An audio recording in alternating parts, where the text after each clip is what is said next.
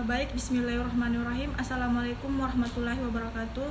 Perkenalkan, nama saya Nur Syafira dengan NIM 2004010210 dari kelas EKIS 5H. Baik, di sini saya akan menjelaskan sedikit materi tentang teknik pengambilan dan penentuan sampel statistik.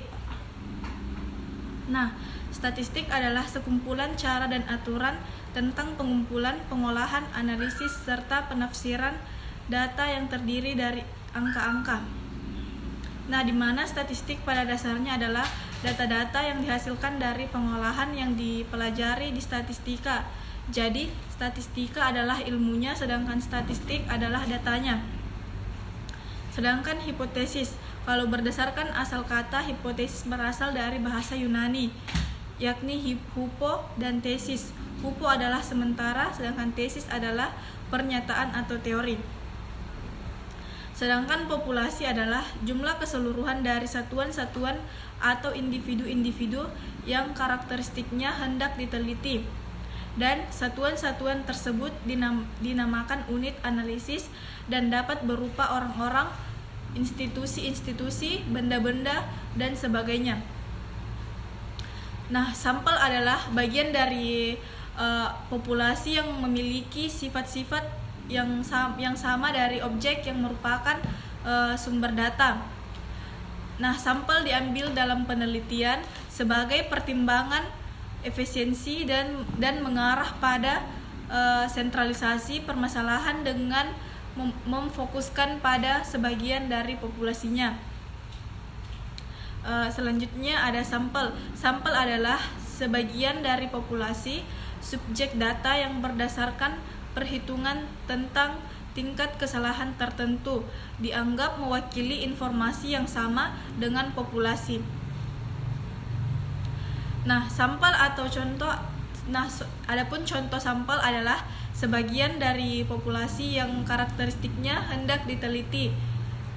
Sampel yang baik yang kesimpulannya dapat dikenakan pada populasi adalah sampel yang bersifat representatif atau yang dapat menggambarkan karakteristik populasi. Baik, selanjutnya ada sampel yang dianggap mewakili populasi disebut sebagai sampel yang representatif.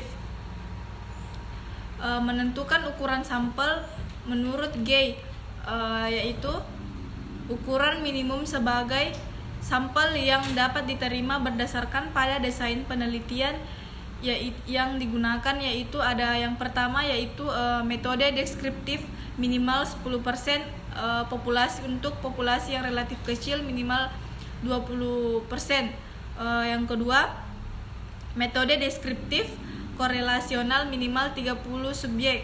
Yang ketiga ada metode ex post facto minimal 15 subjek per kelompok. Terus yang keempat ada metode eksperimental minimal 15 subjek per kelompok. Adapun teknik sampling. Teknik sampling adalah cara pengambilan sampel yang suatu populasi. Terdapat dua macam teknik yaitu teknik probability sampling dan non probability sampling. Yang pertama ada probability. Seperti setiap anggota populasi mempunyai peluang sama untuk dipilih menjadi anggota sampel. Yang kedua, hasil penelitian dijadikan ukuran untuk mengestimasi populasi atau melakukan generalisasi. Terus ada non-probability. Yang pertama itu ada setiap anggota populasi tidak mempunyai peluang sama untuk dipilih menjadi anggota sampel. Yang kedua, hasil penelitian tidak untuk melakukan regeneralisasi. Mungkin hanya itu materi yang bisa saya jelaskan. Saya akhiri dengan ucapan wallahul muwaffiq ila aqwamit thoriq. Wassalamualaikum warahmatullahi wabarakatuh.